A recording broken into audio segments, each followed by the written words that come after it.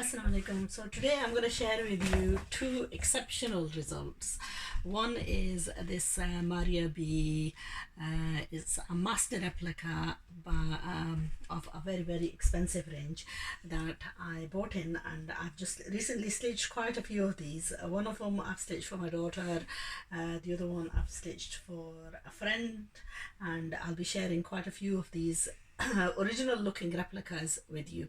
So the color of this is, a lot of people buy these for Mendi. Now the biggest difference between this and the original is that there's no stonework on the dupatta. The original has a lot of stonework on the dupatta.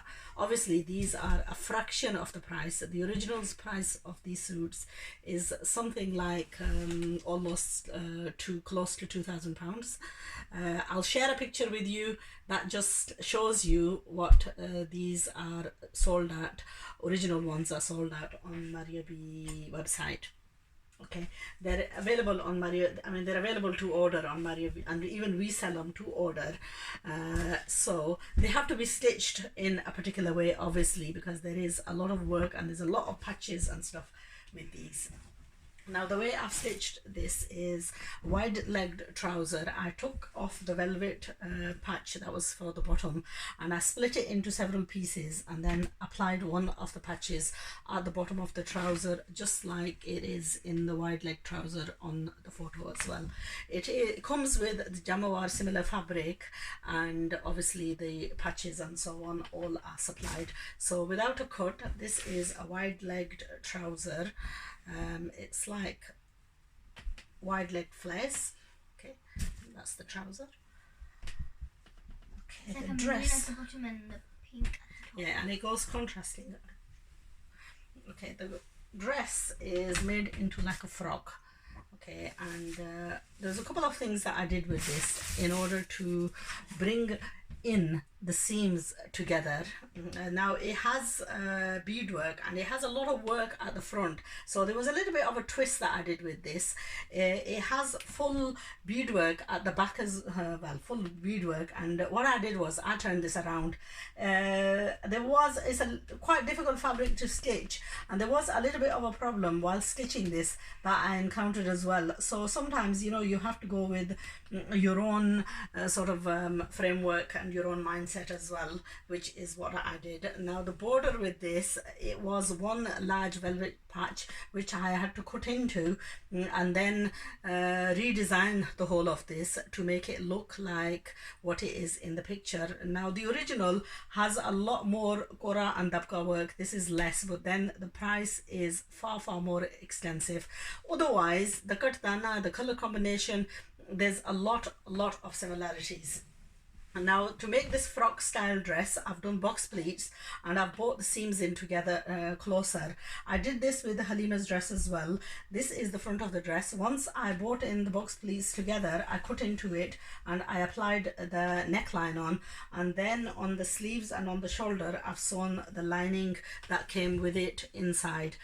So the lining is attached just on the shoulder. From here it folds separately, it's been stitched separately, and basically the neckline has been stitched onto the work of the neckline. And really it's when you box pleat it and then you cut this into shape that you actually get the shape of the dress. I'll just share with you the back of the dress as well. As you can see, I've brought the pleats, by box pleating it, what it's done is it's brought the seams a lot closer together.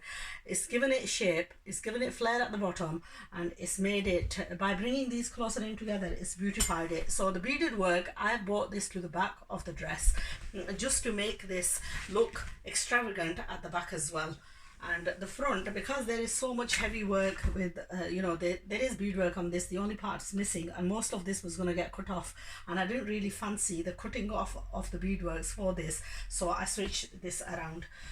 The sleeves, I've done these wide flared sleeves. The original was sewn without sleeves, that's sleeveless, so I've just trimmed it at the front with a bit of jamawar.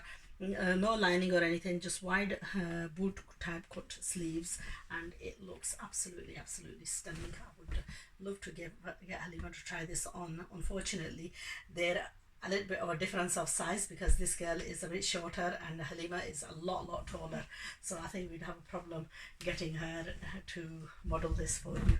So this was just one of the suits. Now the other one is do you want to just fold this for me there?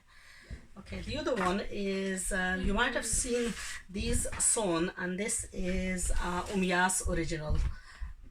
This is an original one, and basically I've stitched this. This is the green color dupatta. I bought the leopard type lace trim, and I've put the trim all the way around the dupatta. It's a beautiful suit. The kameez is, now there was a slight bit of a problem with these suits because they come in a particular size and you can't really, fabric is limited on these, so you can only make these in a quite slim fitting. Okay, this is the kameez. The work on this is absolutely extravagant. Beautiful embroidery, very nicely done, immaculately done. There's work on the neckline. It had a glati neckline, and basically that's the sleeves. I've done fitted sleeves with this one. Applied the trim on. I applied the lace onto this, and then applied the what's the name, the gold color trim on the sides. And then the back, it was, the kameez was coming out quite long, so what I did was I took a big chunk off and I put it at the back as well, and sort of like give the back a little bit of heaviness as well, because it was plain at the back and I didn't want to leave it completely plain at the back. I've just gone and trimmed that as well. So unfortunately these originals are sold out. This was by chance that I had one suit, and then it was bought quite a while ago, and it's been lying with me because I get very limited time to stitch. Personally, I like to get these stitched from Pakistan because I don't have time.